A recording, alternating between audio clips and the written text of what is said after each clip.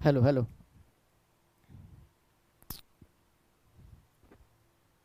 Hello hello, good evening, नमस्कार, जय हिंद साथियों। आप सभी लोगों का बहुत बहुत स्वागत करता हूं पैरामेडिकल के यूट्यूब चैनल टोटल लर्निंग पे। तो कैसे हैं साथियों आप सभी लोग?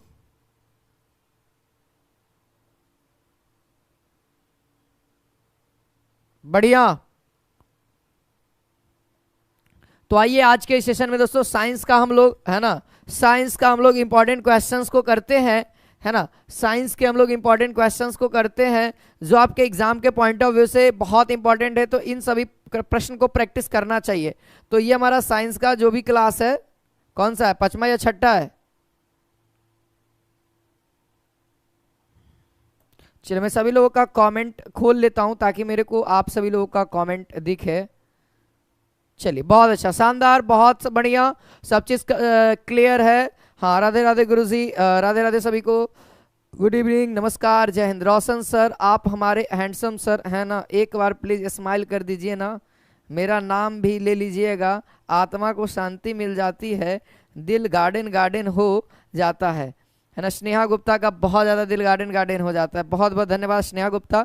चलिए आइए आज की इस क्लास को शानदार तरीके से शुरुआत करते हैं। जैसा कि आप सभी को मैं बताता हूं कि हमारे इस यूट्यूब चैनल पे प्रत्येक दिन दोस्तों शाम के 8 बजे और शाम के 6:30 बजे से दो टाइम आपके लिए खूब सारा क्वेश्चन का प्रैक्टिस सेशन लाया जा रहा है ना। और सभी साथियों लोग, आप लोग आनंद उठा करके बेहतर रूप से एकदम प्रैक्टिस करिए और बेहतर तैयारी करिए, है ना। मेरा मानना यही रहेगा, आप जितना ज़्यादा तैयारी करेंगे उतना ज़्यादा आपके लिए बेटर होगा, है ना। प्रत्येक क्लास का पीडीएफ आपको हमारे टेलीग्राम चैनल टोटल लर्निंग पे दे दिया जाता है, टेलीग्राम चैनल टोटल लर्निंग पे दे दिया जाता है। इतना टाइप, इतना कौन टाइप करता है? स्नेहा गुप्ता टाइप करते, स्नेहा गुप्ता, ठीक है। चलो पहला सवाल, पहला सवाल दें? हाँ, नहीं तो दिल को सुकून नहीं मिलेगा। बात सही है समीक्षा, एकदम सही बात बोली।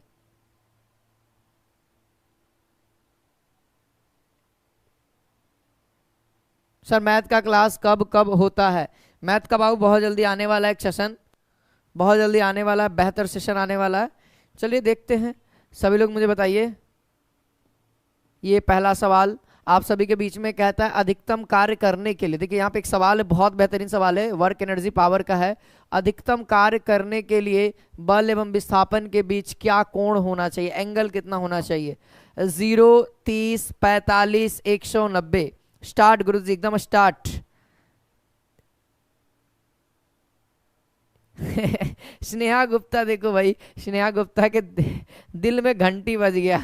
चलो बहुत अच्छा, कम से कम कहीं तो घंटी बजा, मंदिर, दरवाजा, दिल, मकान, है ना, सब जगह बजेगा। चलो सवाल का आंसर नहीं देगी ना तो अपनी डंडा भी बजेगा, ध्यान रखना स्नेहा, ठीक है। जिस तरीके से हम प्यार मोहब्बत से पढ़ाते हैं उस तरीके से नहीं सुनाने वाले को प्यार मोहब्बत से मारते भी हैं, ठीक है। अरे बाबू सब पढ़िएगा, बेहतर टीचर आएंगे। ऑप्शन है आप सभी के बीच में, आंसर बताइए। 0, 30, 45, 90। तो याद रखिएगा मैक्सिमम। देखो ये फॉर्मूला क्या होता है, जो भी वर्क बराबर फॉर्मूला है, थोड़ा सा पतला कलम हो गया है। W बराबर जो फॉर्मूला है एफ एस कॉस थीटा, तो याद रखिएगा साथियों, कॉस का मैक्सिमम वैल्यू कितना पे होता है? Maximum value, maximum value 0 degree, है ना। मैक्सिमम वैल्यू 1 पे होता है ना। कॉस का मैक्सिमम वैल्यू कितना होता है? 1। और 1 कितना डिग्री पे होता है? 0 डिग्री पे। तो थीटा का वैल्यू कितना हो जाएगा? 0। और और याद रखिएगा मिनिमम कितना होता है? तो मिनिमम जो होता है -1 होता है ना। जो कि 90 पे होता है, 180 पे होता है। कितना पे होता है? 180 पे होता है, 180 पे होता है। और एक 0, तो 0 कब होता है साथियों? वर्क 0 कब होता है ना, कितना डिग्री पे? तो 90 डिग्री पे, ठीक है। 90 डिग्री पे 0 हो जाता है वर्क। क्लियर है? क्लियर है।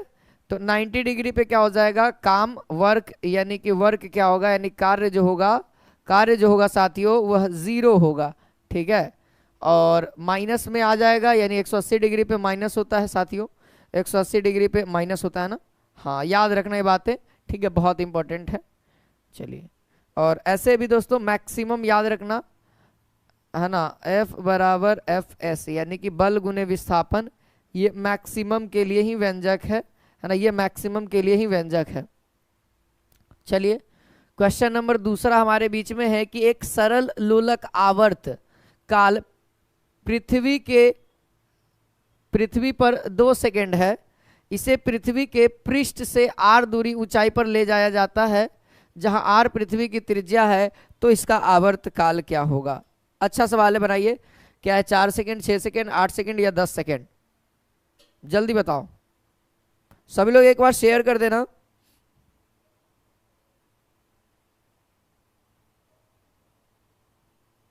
है ना, सभी लोग एक बार शेयर कर देना।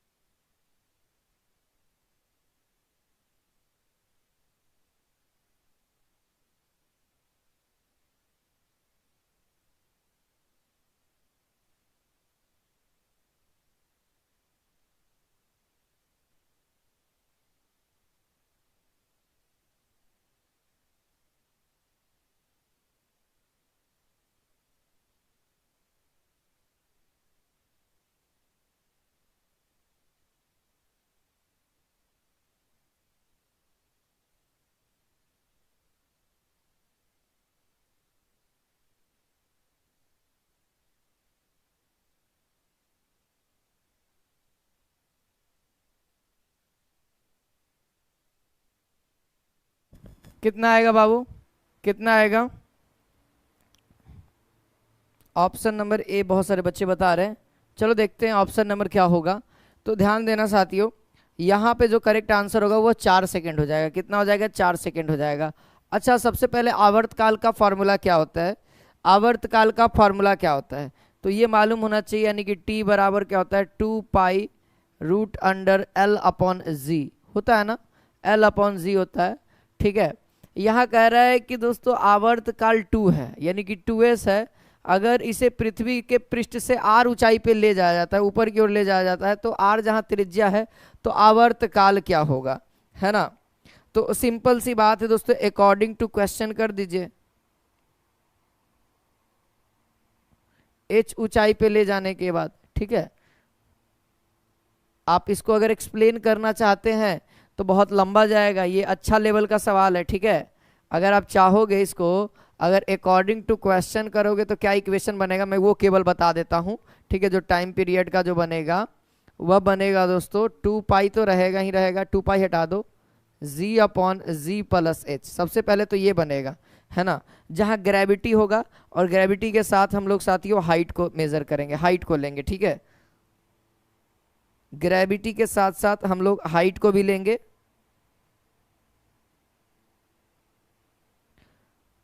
पहले एक बात बताओ, चलो ठीक है, पहले एक बात बताओ, जब कोई भी वस्तु ऊपर की ओर जाती है, जब कोई भी वस्तु ऊपर की ओर जाती है, जब कोई भी वस्तु ऊपर की ओर जाती है, तो उसके ऊपर ग्रेविटी लगने वाला कितना होता है? ग्रेविटी कितना लगता है जब कोई वस्तु को हम लोग ऊपर की ओर फेंकते? रोशन सर का भी इंग्लिश में क्वेश्चन नहीं लाते हैं सर, इंग्लिश में लाया कीजिए। आकांक्षा गुप्ता, नहीं लाते यार। बताओ ना, कोई वस्तु अगर ऊपर की ओर जाती है तो क्या ग्रेविटी उस पर क्या असर करता है?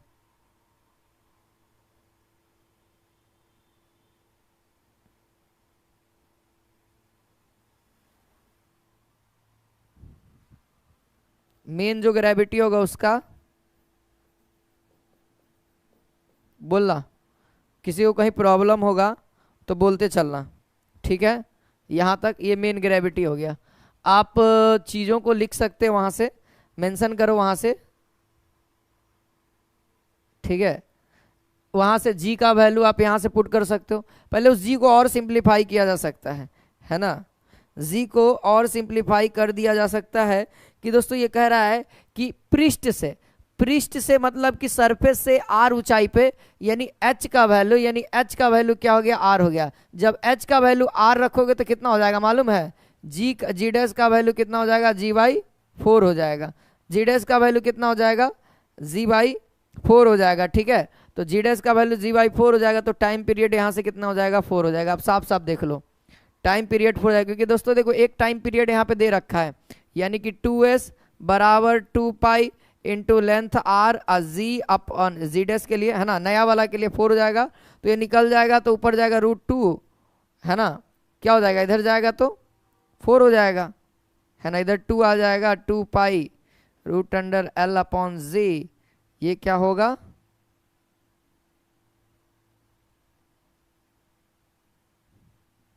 ठीक है।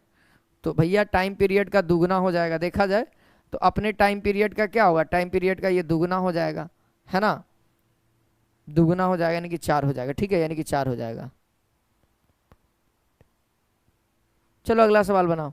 कहता है क्वेश्चन नंबर तीसरा, कहता है विराम अवस्था से स्वतंत्रता पूर्वक गिर रही एक वस्तु द्वारा पहले एवं दूसरे एवं तीसरे सेकंड में चली गई दूरी का अवस्था, पहले दूसरे एवं तीसरे, है ना, विरामावस्था से चल रहा है, तो पहला दूसरा तीसरा इन तीनों सेकंड का दोस्तों रेशियो क्या होगा, अनुपात कितना होगा।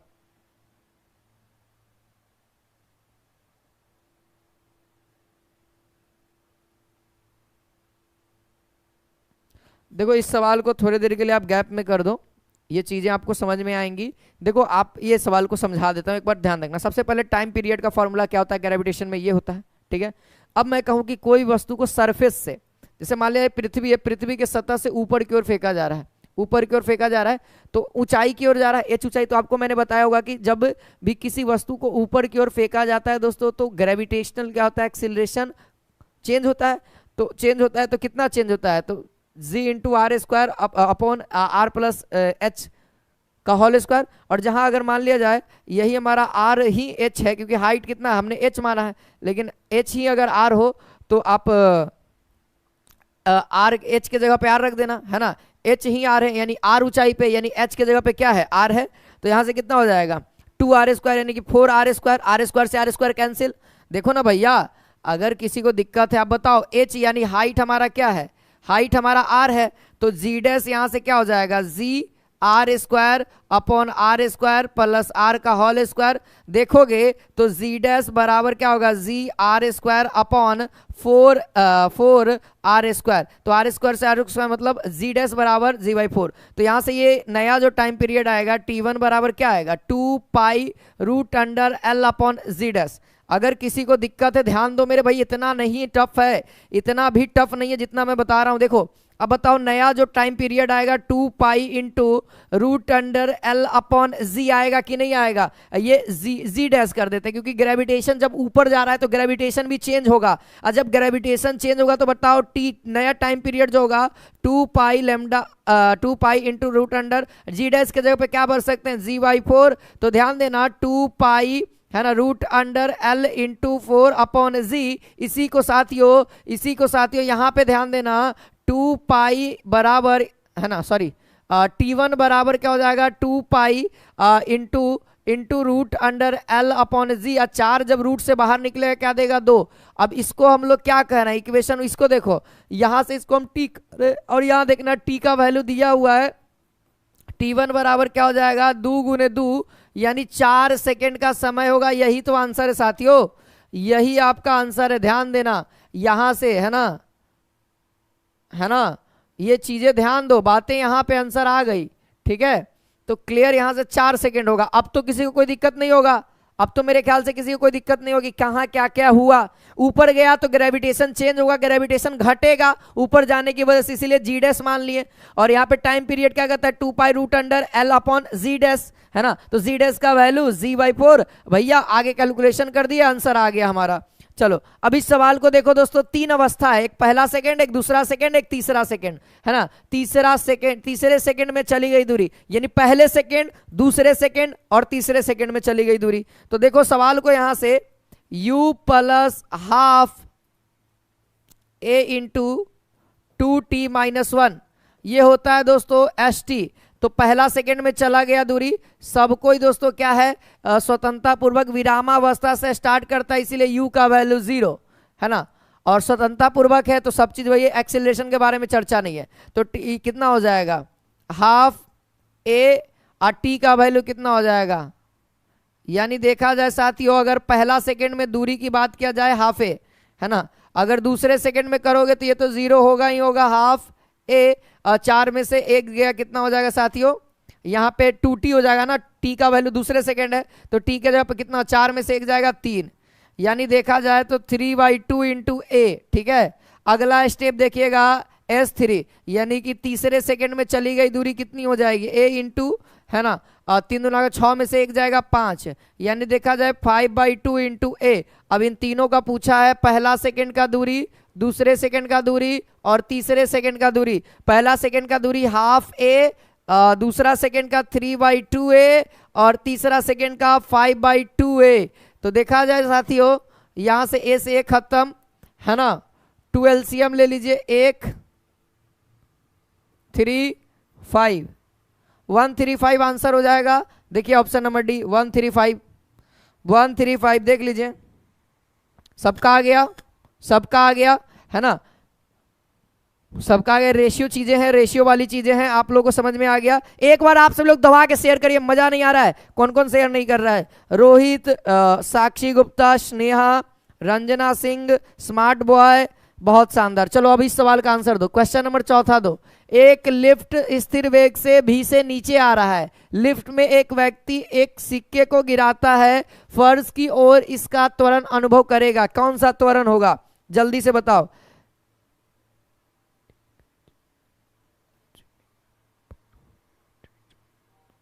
देखो तो मीनाक्षी को स्नेहा डिस्टर्ब कर रही है।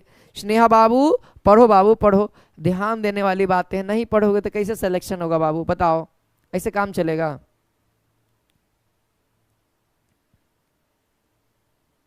बहुत अच्छा आजाद चिड़िया, बहुत अच्छा, शानदार, एक बार जबरदस्त तरीके से आप लोग लाइक और शेयर कर दीजिए, मजा आ जाएगा आज के सेशन में। चलिए भाई, आज हम कमेंट पढ़ेंगे ही पढ़ेंगे। चलिए देखिए आंसर आ रहा है कितना का, 4 का डी, 4 का डी आ रहा है। सुप्रिया करिए हाँ, स्नेहा कुछ ज्यादा बोल, चल ठीक है। शालिनी ने 4 का डी बताया, सूरत कुमार बी बता रहे, बिहार योद्धा भी बी बता रहे, पीके कह रहा है सर 10 है या 12, 12 मेडिकल क्लास, पारा मेडिकल का क्लास 10 है या 12 है, नहीं समझ में आ रहा है बाबू। पीके म्यूजिक आप क्या कहना चाह रहे हो। बाकी बहुत सारे बच्चे यहाँ पे कमेंट में आंसर जैसे हैं, अनिल राय ए बोल रहा है, और क्या बोल रहा है, ऋषिका रोए कर रही है,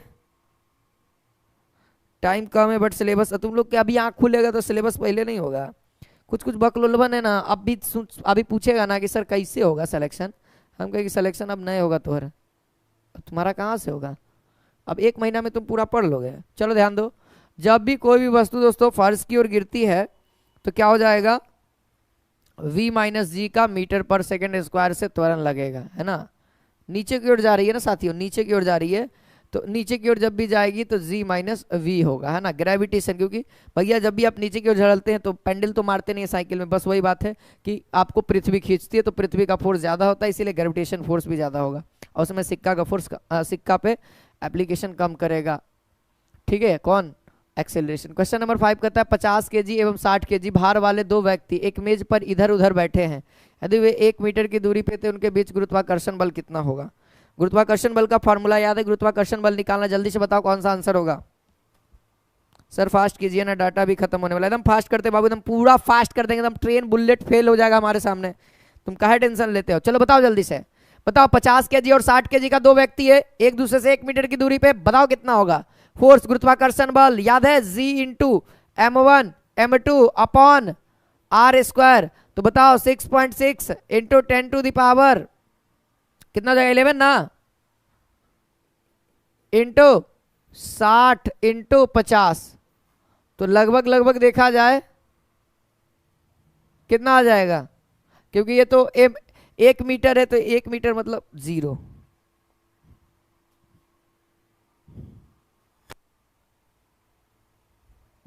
ठीक है। चलो आगे आगे आगे,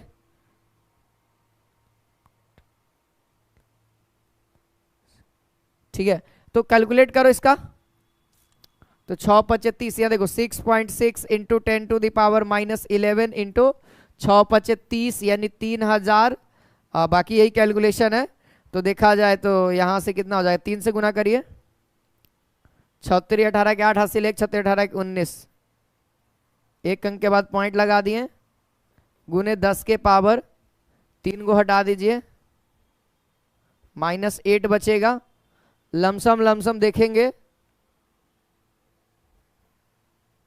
तो 1.98 इंटू 10⁻⁻7 का न्यूटन का फोर्स लगेगा, यानी लमसम 2 × 10⁻⁻7 न्यूटन का फोर्स। ऑप्शन देखो, ऑप्शन नंबर बी। कौन कौन बच्चा ऑप्शन नंबर बी बताया है? 5 का डी जो बता रहा है एकदम गधा है, प्योर गधा है और गधी है, ठीक है। जो बता रहा है 5 का डी प्योर गधा और गधी बता रही है, ठीक है। हम बता रहे ना, आंसर तुम लोग को पता नहीं है, तुम लोग खाली हवा बनैले हो कि हवा हवा क्वेश्चन करेंगे और एग्जाम पास कर देंगे। न्यूमेरिकल आ गया ना, तू लोग से बनेगा नहीं, तू लोग से बनेगा नहीं, इसकी गारंटी है। देखो ना, अभी 5 का सब डी बता रहा है, शून्य कैसे होगा रे? बकलोलबन 2 × 10⁻⁷ ना होगा, तो नहीं सबसे बनेगा। इतना आसान न्यूमेरिकल नहीं बन रहा है, तो सोच लो आगे आने वाले टफ सवाल कैसे बनेंगे।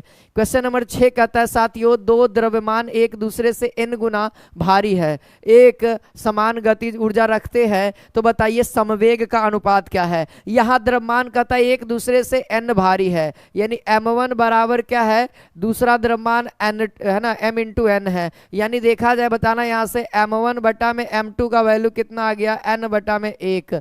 अच्छा, गतिज ऊर्जा बराबर दोस्तों Ek1 बराबर Ek2 है ना, तो ध्यान देना Ek बराबर क्या फॉर्मूला होता है, p²/2m है ना, 2m। तो यहां से बताना क्या हो जाएगा, p1², डायरेक्टली हम बोल दें, जब p1 बटा में p2 का स्क्वायर बराबर क्या होता है मालूम है, रूट अंडर m1 बटा में m2 का, है ना। तो देखा जाए m1 m2 का रेशियो कितना है दोस्तों, n बटा में 1, जस्ट देखा जाए तो √n अनुपात 1, ऑप्शन नंबर बी। कितना लोग सर जी आप स्मार्ट क्यों लग रहे हैं आज? अन्नू कश्यप सिंह करिए, वाह। क्या कहते हो अन्नू, नहीं लगे? क्या कहते हो अन्नू, नहीं लगे? भोंद बकाल बने रहे, बोलो।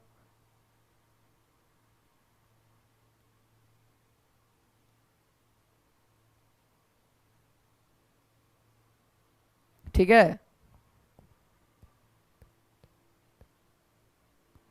चलो वीआईपी ऑल वीडियो रील्स को बहुत अच्छा लग रहा है, थैंक यू बाबू इतना तारीफ करने के लिए कि फूल के हम बढ़ रहा हो गए। चलो सवाल बनाओ, इससे कोई फायदा होने वाला नहीं है आपको, है ना। हमारी तारीफ करके आप सवाल का आंसर बता नहीं पाओगे, ठीक है।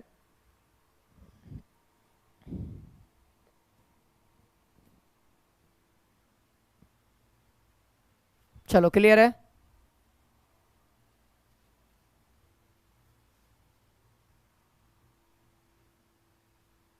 n गुना भारी आगे हो गया गति से। चलिए आगे सवाल, आगे आगे आगे आगे। सही किया ना,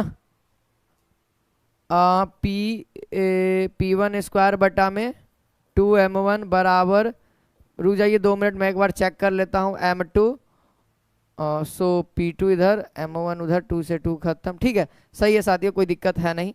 चलिए आगे, बाकी हमारा m1 बराबर m2 है तो n बटा में, ठीक है सही है। चलिए यहाँ पे कोई स्पेसिफिक कहा नहीं है कि पहला वाला दूसरा से कंडीशन नहीं कहा है, इसलिए सही है। क्वेश्चन नंबर 7 कहता है शक्ति जो है +3 और -1 डायोप्टर के दो लेंस स्पर्श में रखे जाते हैं, तो संयोजित लेंस क्या होगा? संयोजित लेंस की फोकस दूरी क्या होगा? देखिए आप लोग शेयर नहीं कर रहे, मजा नहीं आ रहा, आप लोग एक बार शेयर कर दो यार।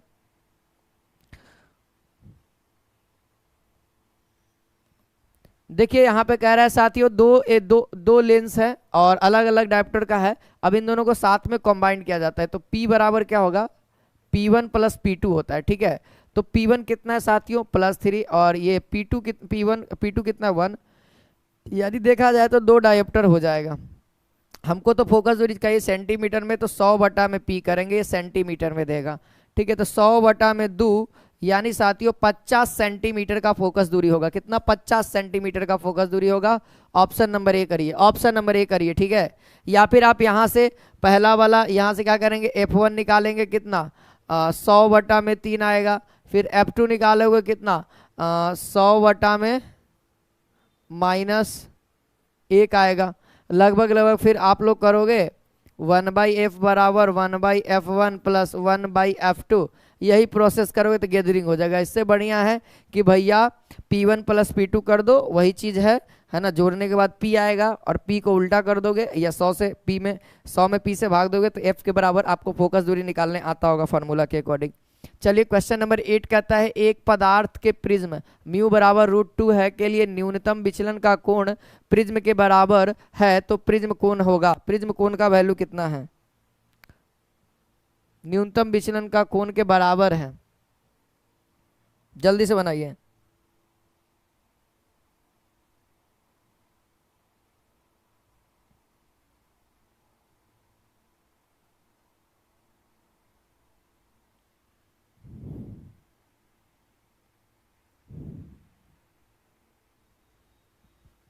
तो प्रिज्म का कोण कितना डिग्री पे बराबर हो जाएगा साथियों? तो ध्यान रखिएगा 90 डिग्री पे, ठीक है। तो 90 डिग्री पे, ठीक है, कितना पे? 90 डिग्री पे, ठीक है। एक पदार्थ प्रिज्म म्यू बराबर 2 के लिए न्यूनतम विचलन कोण है ना, अब प्रिज्म कोण के बराबर है तो प्रिज्म कोण कितना होगा? तो इतना ही होगा, ठीक है। बातें समझ में आई? नहीं समझ में आई कोई बात नहीं, कोई बात नहीं। म्यू बराबर क्या जानते हैं आप लोग? याद है साइन ए प्लस डेल्टा बटा में 2 बटा में साइन ए बाई 2। यहाँ सवाल क्या कहा है दोस्तों? यहाँ सवाल कहा कि न्यूनतम विचलन कोण यानी कि डेल और विचलन कोण क्या बराबर है? प्रिज्म कोण के यानी कि ए के। ये हमारा प्रिज्म कोण है और ये हमारा विचलन कोण है ना, ये हमारा विचलन कोण है। तो दोनों आपस में बराबर है। तो हमको क्या पूछा जा रहा है? हमको हमारा क्या है दोस्तों?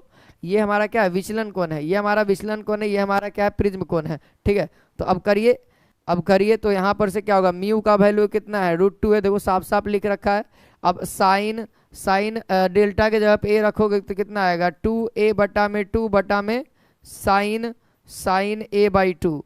तो देखा जाए साथियों, थोड़ा सा आगे बढ़ेंगे, √2 बराबर है ना क्या हो जाएगा? साइन ए बटा में साइन ए बाई 2। देखो आ गया ना। अब वैल्यू आप पुट कर दो कि इसका √2 आना चाहिए। कितना वैल्यू पुट करें कि √2 आ जाएगा? तो अब देखिएगा 90 डिग्री पे कितना होता है, ठीक है। ये 90 डिग्री हो जाएगा, देखना साइन 90 डिग्री का वैल्यू कितना होगा? देखना साइन 90 का वैल्यू आपको याद है? साइन 90 का वैल्यू 1 होता है ना।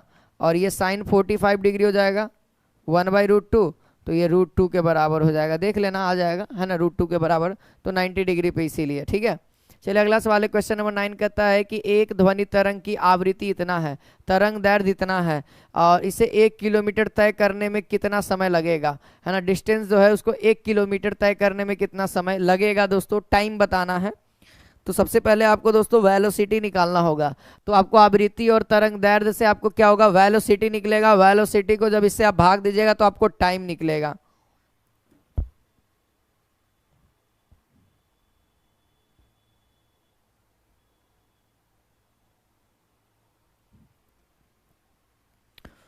देखिए वेलोसिटी बराबर क्या होता है? n इंटू लेमडा होता है। n का वैल्यू कितना है? 1000 हर्ट्ज गुने यहाँ 34 सेंटीमीटर है, तो इसको मीटर में कन्वर्ट करने के लिए हमको 100 से भाग देना होगा। तो देखा जाए साथियों तो 340 मीटर पर सेकेंड आ गया हमारा ये वेलोसिटी। हमको चलना कितना है? हमको टाइम चाहिए, हमको चलना है 1 किलोमीटर, यानी मीटर में बात करो तो 1000 मीटर चलना है। कितना समय लगेगा? तो 340 के हिसाब से ये चलता है, 340 के हिसाब से चलता है। तो देखा जाए 100 में अगर 34 से भाग दोगे तो 34 है, देखो सब अलग अलग है तो हम केवल एक ही टाइम से भाग लगा के देख लेते हैं। 34 में देखते हैं, 3 दूना का 6, 3 तिये 9, 2 ही बार में मेरे ख्याल से लगेगा। 4 दूना का 8, 3 दूना का 6, 34 से 3 बार में देख 4 12 के 2 हासिल 1, 102 आ रहा है, यानी कि 2 ही बार में लगेगा। ऑप्शन नंबर डी आप लोग दोस्तों मार सकते हो, 2.94 मार सकते हो। 100% इसको जब डेसिमल में कन्वर्ट करोगे तो 2.94 आएगा, है ना। 2 तो आएगा, कंफर्म है कि 2 आएगा। ऑप्शन में तो एक ही वो 2 है, तो हम इस तरीके से ऑप्शन नंबर डी की ओर जा सकते हैं साथियों। चलो जल्दी जल्दी से बताओ।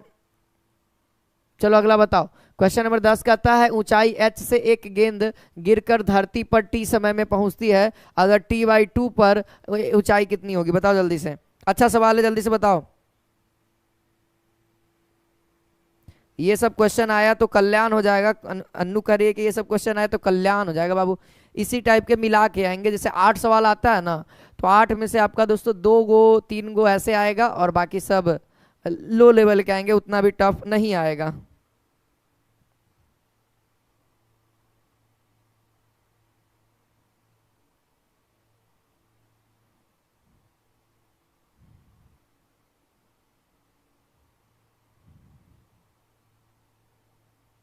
चलिए एक बार दबा के शेयर करिए आप सभी लोग, तो साथियों एकदम दबा के शेयर करिए, साइंस का क्लास बहुत इंपॉर्टेंट है, ठीक है। तो देखा जाए साथियों, T/2 पे कितना होगा साथियों, 3h/4 है ना, 3h/4। अब ये कैसे आया, इसके लिए आपको पूरा फॉर्मूला की ओर बढ़ेंगे, है ना, फॉर्मूला की ओर बढ़ेंगे। कैसे, H बराबर क्या जानते हैं, U/T, है कि नहीं, है कि नहीं ये फॉर्मूला। ग्रेविटेशन के कंडेंस में यहाँ ए के जगह पे जी हो जाएगा T²। कह रहा है H ऊंचाई जो होता है T में पहुंचता है, यानी H ऊंचाई जो है वह T में पहुंचता है। शुरुआत में देखा जाए तो 0 ही होगा, यानी और G का वैल्यू 10 लेंगे, है ना, और G का वैल्यू हम लोग कितना लेके चलेंगे, 10 लेके चलेंगे। तो भाई T समय में कितना ऊंचाई था, तो देखा जाए तो हाफ यानी 5T², है कि नहीं, है कि नहीं बताइएगा, 5T² होगा कि नहीं होगा।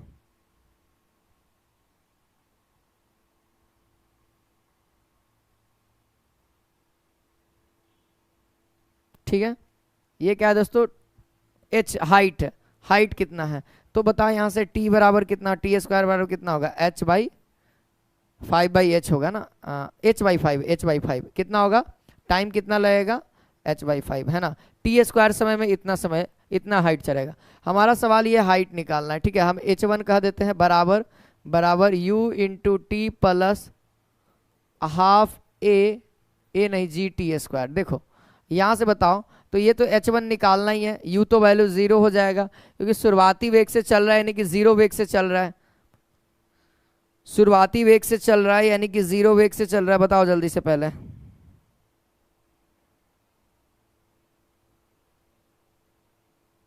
बताओ ना, शुरुआत में वो 0 से ही तो चल रहा है ना, 0 से ही चल रहा है, यानी ये तो पूरा पूरा 0 हो गया, प्लस हाफ जी का वैल्यू कितना है, 10 ही लेके चलेंगे, और टी मतलब दोस्तों हाफ सेकेंड में, T/2 में, यानी बताएंगे यहाँ से तो T²/4 है ना, T²/4 में वह कितना दूरी तय करेगा, तो T² के जगह पे आप पुट कर सकते हैं, देखिएगा। इसीलिए दोस्तों टी का वैल्यू निकालें, इसीलिए टी का वैल्यू निकालें, क्योंकि यहाँ पे हमको जरूरत पड़ेगा, यहाँ से कितना बार में, 5 बार में, तो 5 गुने T² का वैल्यू कितना, H/5 गुने 1/4,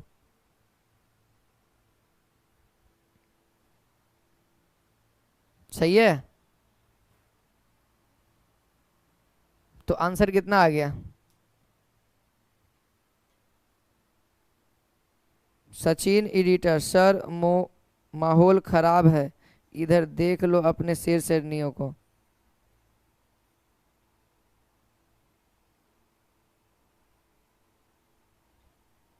क्या ही माहौल खराब हो गया भैया, है ना।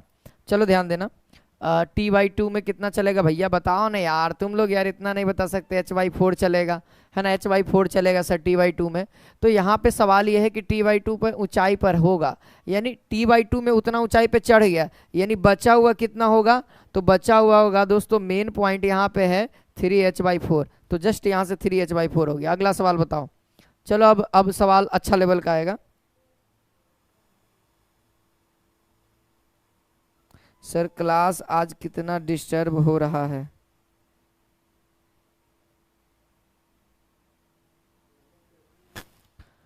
चलिए क्वेश्चन नंबर 11 यहाँ पे कहता है 2.5 सेंटीमीटर ऊंची एक वस्तु को 30 सेंटीमीटर वक्रता त्रिज्या वाले एक अवतल दर्पण से 10 सेंटीमीटर की दूरी पर रखा गया है, तो कहता है कि प्रतिबिंब का आकार क्या होगा। जल्दी से बताओ सब लोग, कमेंट में मैं देख रहा हूँ सब बच्चों का आंसर। कुछ बच्चे अभी ब्लॉक हो जाएंगे, टेंशन मत लो, तुम लोग पढ़ाई करो, तुम लोग अपना कमेंट पे ध्यान दो, और वो बच्चे को जिंदगी में कुछ नहीं होने वाला, सच्ची बता रहा हूं।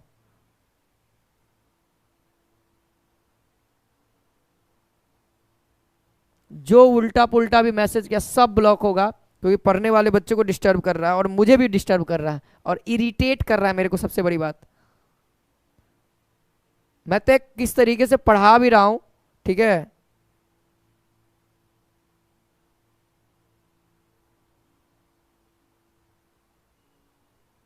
रोहित को ब्लॉक करो।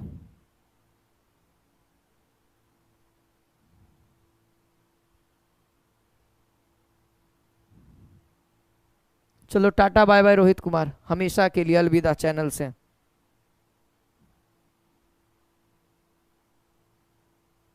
ग्यारह का बी, कुछ लोग डी बता रहे हैं। राहुल यादव, राहुल जी आईटीआई का क्लास संस्कार लर्निंग पे चलता है, संस्कार लर्निंग पे जाइए।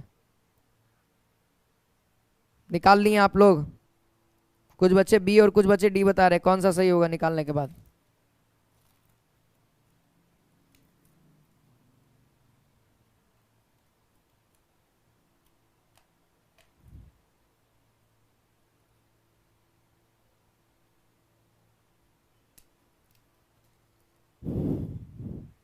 चले याद रखिए दोस्तों, कितना होगा? 7.5 ऑप्शन नंबर डी होगा, सही है। निकाल लीजिएगा कौन सा फॉर्मूला से? 1/f बराबर प्रतिबिंब है ना, और दर्पण है तो 1/u प्लस 1/v, इस वाले फॉर्मूले से निकाल लीजिएगा। चलिए क्वेश्चन नंबर 12 कहता है कांच से वायु में गुजरकर आने वाले इस रंग के प्रकाश के, इस रंग के प्रकाश के लिए क्रांतिक कोण न्यूनतम होता है। किसके लिए न्यूनतम होता है साथियों, जल्दी से मुझे बताएंगे किसके लिए न्यूनतम होता है? तो याद रखिएगा बैंगनी कलर के लिए न्यूनतम होता है, ठीक है। चलिए क्वेश्चन नंबर 13 कहता है निम्नलिखित में से किसकी कार्यशैली विद्युत चुंबकीय प्रेरण पर आधारित है? तो विद्युत चुंबकीय प्रेरण पे कार्य कौन करता है दोस्तों? ट्रांसफार्मर। ट्रांसफार्मर दोस्तों विद्युत चुंबकीय प्रेरण के कार्य करता है। विद्युत मोटर काम करता है, विद्युत जनित्र काम करता है, ठीक है। चलिए अगला सवाल क्वेश्चन नंबर 14 कहता है टंगस्टन तंतु वाले दो विद्युत बल्ब को तंतु एक समान लंबाई रखते हैं, इनमें से एक 60 वाट देता है, एक 100 वाट देता है, तब 60 वाट वाला बल्ब 60 वाट वाले बल्ब के तंतु की मोटाई अधिक होगी, 60 वाले बल्ब के तंतु की मोटाई अधिक है, या फिर दोनों तंतु की मोटाई एक समान है, या विभिन्न वाट के बल्बों का बनाना असंभव है जब तक कि उनके तंतु की लंबाई भिन्न भिन्न ना हो। जल्दी से मुझे बताएंगे, हाँ बताइए जल्दी से।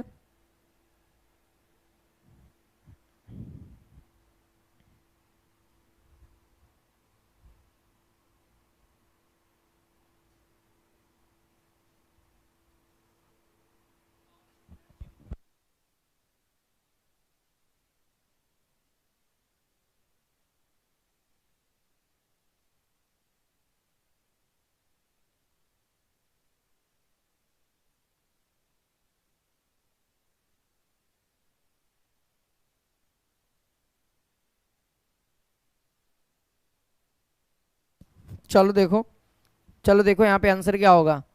तो देखा जाए दोस्तों तो 100 वाट वाला का मोटाई अधिक होगा, है ना। 100 वाट वाला होगा तो मोटाई अधिक होगा, लेकिन दोस्तों याद रखिएगा इसका प्रतिरोध कम होगा, है ना। प्रतिरोध क्या होगा?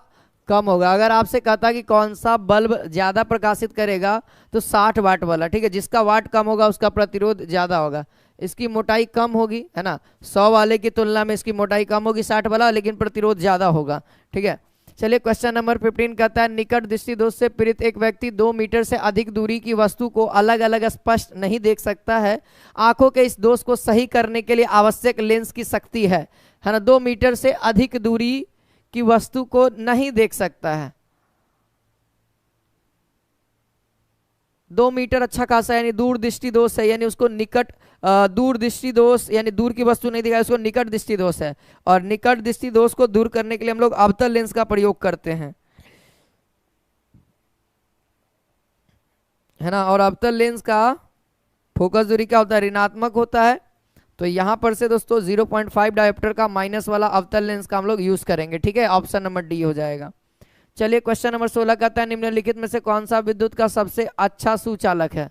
सबसे अच्छा सुचालक कौन होता है साथियों? तो याद रखिएगा, देखा जाए तो नमकीन जल यहाँ पे अभी तक से सबसे बढ़िया है ना। NaCl जहाँ पे चार्ज हो जाता है ना, यहाँ पे चार्ज होता है ना, चार्ज होता है NaCl, और NaCl दोस्तों प्लस और नेगेटिव दोनों होता है, तो ये विद्युत का अच्छा सुचालक हो जाता है। कह रहा है कि 30 दिन वाले एक महीने में प्रतिदिन 10 50 वाट के बल्बों को जलाने पे खपत हुई विद्युतीय ऊर्जा किलोवाट में कितनी होगी? किलोवाट घंटे में कितनी होगी? क्या लिखा है भाई? 10 घंटे में 50 वुट। क्या ही सवाल है, जरा मैं देख लूं एक बार।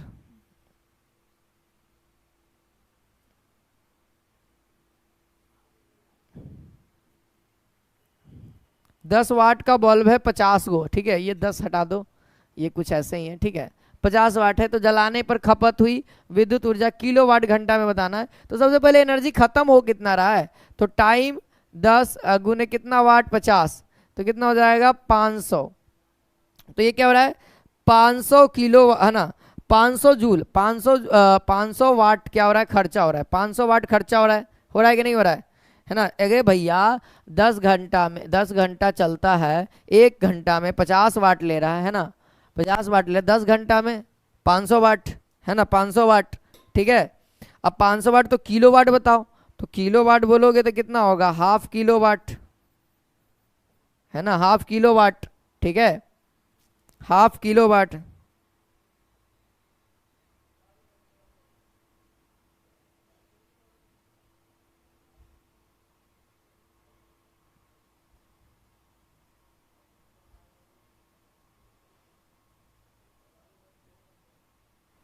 हाफ किलो वाट बताओ जल्दी से।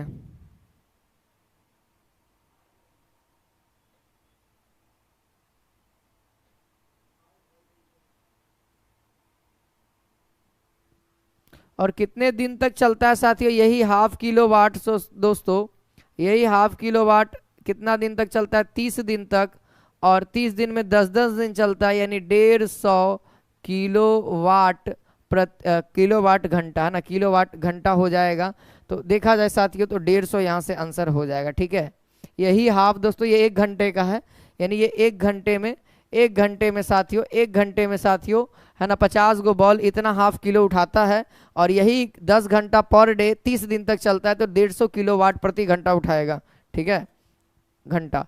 ठीक, क्वेश्चन नंबर 18 ये लास्ट हम लोग करेंगे, फिर उसके बाद हम लोग इस सेशन को एंड करेंगे, ठीक है। इस क्वेश्चन को लास्ट करेंगे, फिर इस सेशन को एंड करेंगे।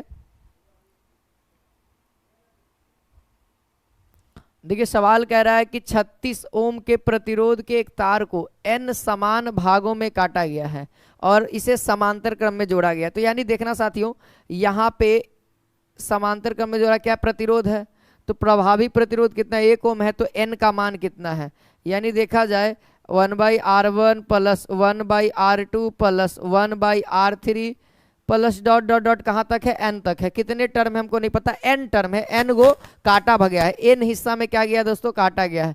कितने हिस्सा में काटा गया है, n हिस्सा में काटा गया है, ठीक है। तो बताना प्रभावी कितना है, 1 है, यानी rp का वैल्यू कितना 1 है, और r1 सब तो बराबर है, एक समान है, यानी कि 1/36 प्लस 1/36 और प्लस 1/36, और ऐसा ऐसा कितना तक n टर्म तक जाएगा, यानी n गो हिस्सा है इसीलिए, ठीक है। तो अगर मैं करूं तो इसको क्या बोल सकता हूँ 1/1, यानी इस इधर 1 ही कर दो, और इधर कितना हो जाएगा n/36 हो जाएगा, होगा कि नहीं होगा, यानी दोस्तों है ना, यानी दोस्तों यहाँ पे कितना होगा, आप कॉमन लीजिएगा तो कितना लीजिएगा, n तक जा रहा है, कितना तक जा रहा है, n तक जा रहा है, तो यहाँ से क्या हो जाएगा,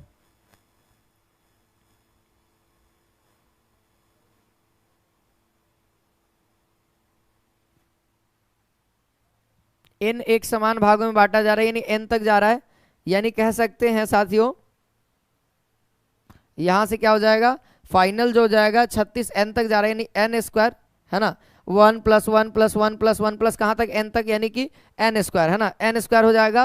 और तो सो n बराबर कितना हो जाएगा, 6 हिस्सा में बांटा गया है, यहां से आंसर a हो जाएगा, ठीक है, a हो जाएगा, ठीक है।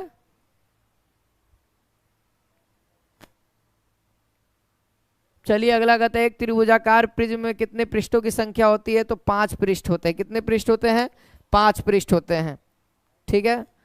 चलिए और लास्ट यहाँ पे है दिया गया अमोनिया, अमानिया लिख दिया, देखो अमोनिया होना चाहिए था, है ना, अमोनिया। अमोनिया गैस NH3 के 17 ग्राम मानक दाब पर मानक यानी स्टैंडर्ड प्रेशर एंड टेम्परेचर पे इसका आयतन कितना होता है। तो जनरल सी बात है, स्टैंडर्ड टेम्परेचर एवं अति आयतन पे कितना होता है, 22.4 लीटर, है ना, 22.4 लीटर होगा। ठीक है, 22.4 लीटर यहाँ पे करेक्ट आंसर होगा। आज के लिए साथियों यहीं पे विराम देते हैं, है ना। बाकी आज आप लोग बहुत गंदा बिहेव किए क्लास के अंदर, ठीक है। चलो कोई बात नहीं, अच्छी बात है।